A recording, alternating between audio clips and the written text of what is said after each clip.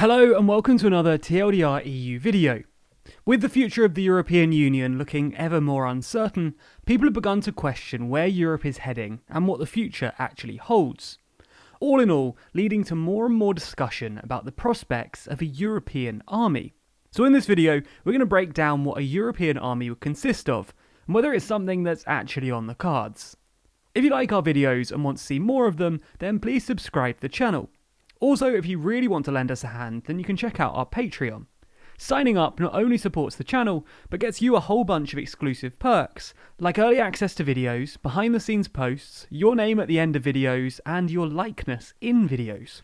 To find out more about all of the perks you could receive, click the link in the description. Something that cannot be denied is that the European Union, over the course of its history, has focused on integration, bringing together its member states economically, politically, and socially. In fact, in the preamble to the Treaty of Rome, the treaty establishing the European Economic Community, they specifically emphasise a determination to lay the foundations of an ever closer union among the peoples of Europe. This was repeated in 1983 in the Solemn Declaration on the European Union, and again in the Single European Act in 1986, as well as the Maastricht, Amsterdam, Nice and Lisbon treaties. Safe to say that the idea of an ever closer union is a key aspect of the EU.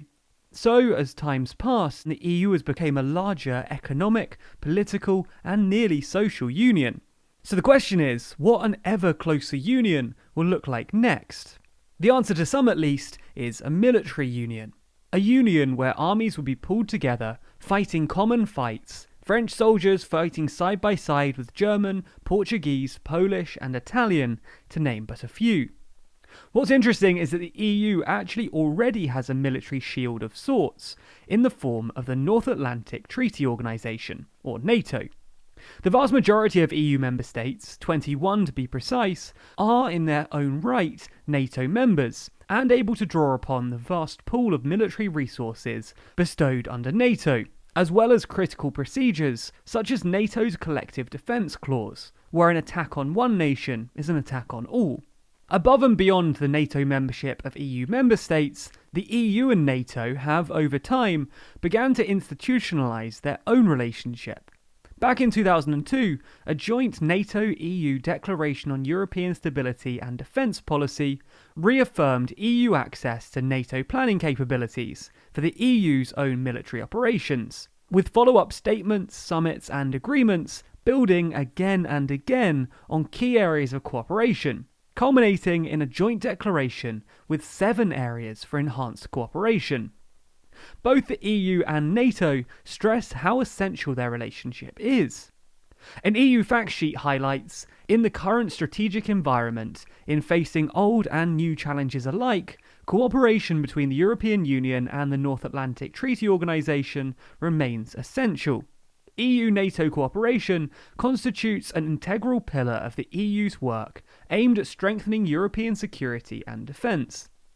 However, some believe the EU should not rely on NATO alone to provide its military shield, but should stand on its own 2 feet, drawing upon the resources and expertise of its member states, which, admittedly, includes a lot of NATO members. A driving force behind the idea of a European army arises from the French President Emmanuel Macron. In an interview with The Economist, Macron underlined that Europe is basically built to be the Americans' junior partner. That was what lay behind the Marshall Plan from the beginning. There was a price to pay for that, which was NATO and the support of the European Union. Going on to say, we're currently experiencing the brain death of NATO. This is a sentiment echoed by German Chancellor Angela Merkel, who, in a speech to the European Parliament in Strasbourg, said that the times we could rely on others is past. This means in the long run, Europe has to become more capable to act, and we have to create a European intervention unit with which Europeans can act on the ground where necessary. We've taken major steps in the field of military cooperation, but we have to work on a vision of one day creating a real, true European army. Critically, neither Merkel nor Macron offered any substance as to when this vision could become a reality, and the notion of a European army is very vague to say the least. While the likes of Merkel and Macron have advocated for a full-blown EU army, others are calling for a more piecemeal advancement of cooperation on procurement, training, research and development.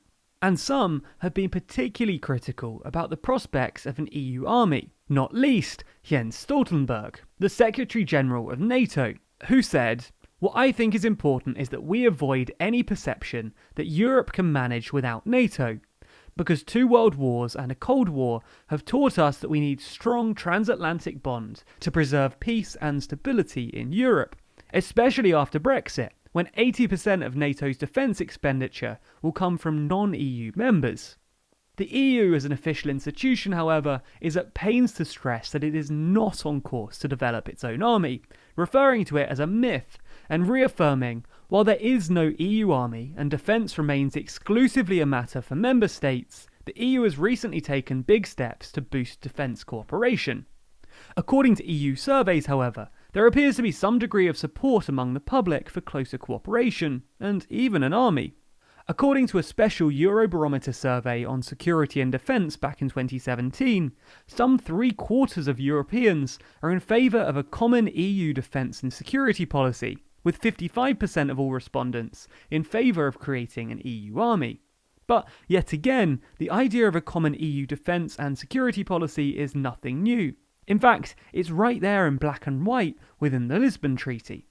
In June 2017, a European Defence Fund was established to complement national investments and provide both practical and financial incentives for collaborative research. With later, in December 2017, 25 EU countries legally formalising their commitment to a European defence integration by signing up to Permanent Structured Cooperation, or PESCO.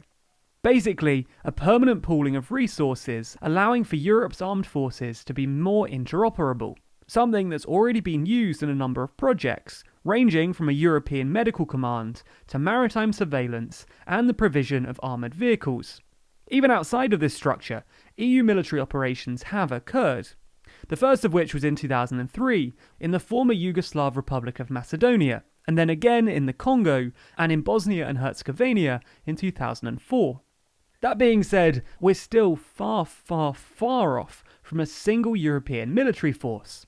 The EU lacks the formal power to act on any military matters unless member states explicitly grant approval, and the very notion of a common defence will only occur when the European Council, acting unanimously, so decides.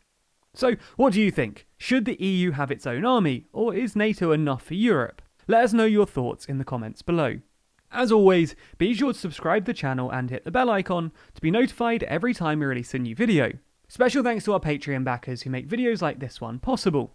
And if you want to see your name listed at the end of the videos, just like Sean Williams Alaisil, Hamad Alf-Alsi and Jose Plans, then be sure to sign up to our Patreon. It's linked in the description.